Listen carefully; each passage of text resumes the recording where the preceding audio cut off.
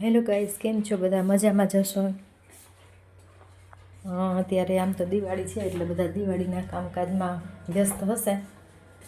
પણ હું આજે તમને એવી એક ટિપ્સ બતાવીશ કે જેનાથી તમારા દાંતમાં સડો, દાંતમાં દર્દ કે દાંતની કોઈ તકલીફ હશે તો એકદમ સસ્તી અને સરળ રીતે, કે જેમાં કોઈ કેમિકલ નહીં, કે તમારે વારંવાર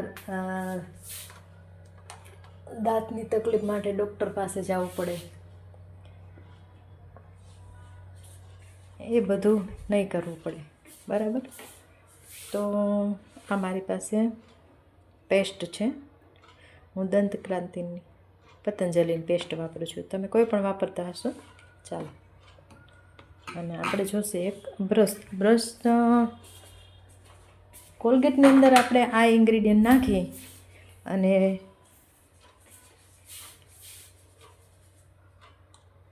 દુખાવા કે સડો કે બધું દૂર કરવાનું છે, જે હું કાયમી માટે કરું જ છું. અને આ મારો પોતાનો અનુભવ છે, એ હું તમને શેર કરું છું. મારા દાંતમાં વારંવાર તકલીફ થઈ જતી, દાંતના ડૉક્ટર પાસે જવું પડતું. 1-2 વાર કવર પણ કરાવેલું, પણ કવરની અંદર પણ ઘણીવાર એર જાતી હોય તો સડો થઈ જાય છે, તો એ તકલીફ પણ મારે થઈ હતી. તો હું તમને મારી પોતાની વાત જ શેર કરું છું. કોઈ આ બનાવેલી કે એવું કંઈ નથી, કોઈ પાસે સાંભળેલી કે એવું બધું જ નથી. હવે આ છે આપણું એક ઇન્ગ્રીડિયન્ટ.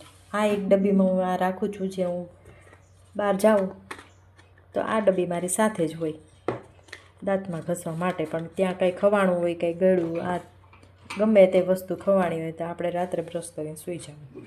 હવે આ છે આપણી ટૂથપેસ્ટ. ટૂથપેસ્ટની અંદર આપણે થોડીક કોલગેટ લેશું, મતલબ પેસ્ટ લેશું. કોલગેટ તો બ્રાન્ડનું નામ છે, પણ આપણને એ ટેવ પડી ગઈ છે. પેસ્ટ લેશું થોડીક, એક હાથે કરવાનું એટલે બરાબર. આ પેસ્ટ આપણી થોડી લેવાની છે, એકદમ ઓછી. આ પેસ્ટ લીધી આપણે પતંજલિની. હવે આ તમે જુઓ ને તો કોઈ આયુર્વેદિક પાવડર નથી, કે લવિંગનો પાવડર કે આપણે કાંઈ ભેગું કરીને બનાવેલો એવો પાવડર નથી. પણ આ વસ્તુ તમને એકદમ સસ્તી ભાવે મળી જશે, સાવ નોર્મલ ભાવે તમને 20 થી 25 રૂપિયાની અંદર મળી જશે. અને જે ચાલશે લગભગ 1 વર્ષ સુધી ચાલશે. 1 વર્ષ તમારે દાંતના પ્રોબ્લેમને યાદ જ નથી કરવાનો, પણ કન્ટિન્યુ કરો તો. અથવા તમારા દાંતની અંદર દુખાવો હોય તોય થોડીક ચપટી લઈને તમે આની અંદર મૂકી દો તો પણ તમારા દુખાવો ગમે તેટલું દુખાવો હોય તો તમારે દૂર થઈ જાય છે. અને આ કરવાથી તમને આપણે ગળ્યું, ક્યારેક ખવાણું હોય, ક્યારેક દાંત કળતા હોય, દાંતની કળતર માટે પણ આ ઉપયોગી થાય છે. આપણે જે બજારમાં ટૂથપેસ્ટ મળે છે, પેસ્ટ મળે છે, એનું બધી કેમિકલ તો એમાં હોય જ છે. એટલે આપણે એનો યુઝ કરવો એના કરતાં આનો યુઝ કરવો સારો. આ દેશી છે અને આનું કાંઈ આપણને વ્યસન કે એવું થતું નથી. આ મારો પોતાનો અનુભવ એટલા માટે છે કે મારા એક માસી હતા, સાકર માસી કરીને માસી હતા. એ લગભગ હમણાં 5-6 મહિના પહેલાં જ ઓફ થઈ ગયા. એની એજ ઘણી હતી, 90 વર્ષની આસપાસ હતી. એ એકવાર મારી ઘરે આવ્યા ને ત્યારે એને બધા દાંત 32 દાંત કમ્પ્લીટ, એક પણ દાંત પડેલો નહીં. મેં પૂછ્યું કે માસી તમારે કેમ કે દાંત નથી પડ્યો? ત્યારે માસીએ કીધું કે અમે બજર ઘસીએ ને, આ બજર છે, બજર છીકણી જે નાકમાં ઘસવામાં આવે છે, અમે બજર ઘસીએ ને એટલે અમારા દાંત ન પડે, કે એમાં જીવાત ન થાય, બેક્ટેરિયા કીટાણુ ન થાય. એટલે ત્યારથી પછી મને એવો આઈડિયો આવ્યો કે આપણે બજર તો આપણે ઘસી ન શકીએ, બજર ઘસવાની નથી, પણ આપણે એનો દવા તરીકે ઉપયોગ તો આપણે કરી શકીએ. દરેક વસ્તુ જે આ વ્યસનની દરેક વસ્તુમાં દવા છુપાયેલી છે, જો આપણે ગોતવાની છે. તે પછી કોઈ પણ હોય. ઘણા દાંતના દુખાવામાં તમાકુનો ઉપયોગ કરે છે, પણ એની કરતાં આ બેસ્ટ છે. તમાકુનો ઉપયોગ કરતાં આ બેસ્ટ છે. આ ચીકણી છે, જેને બજર પણ કહી શકાય. બજર તમે થોડીક આની અંદર તમારે નાખવાની છે, થોડીક આપણે આમાં બોળી દઈએ, બસ આટલી જ. આટલી બજર લઈ અને તમારે જ્યાં દાંતનો દુખાવો છે ત્યાં તમારે ઘસવાનું છે, ત્યાં વધારે ઘસવાનું છે. બાકી બધા દાંતમાં અને પેઢામાં થોડું થોડું આંગળીથી ઘસો તો પણ ચાલે.